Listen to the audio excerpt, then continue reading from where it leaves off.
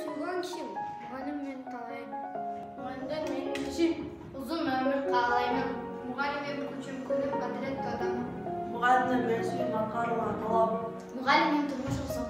Ой максатым тилек. Жол көрсөткөн жылдызымсың. Толгон жүрүш. Мугалимим акыл келчим. Билим берген кулаксың. Келечегим бактымсың.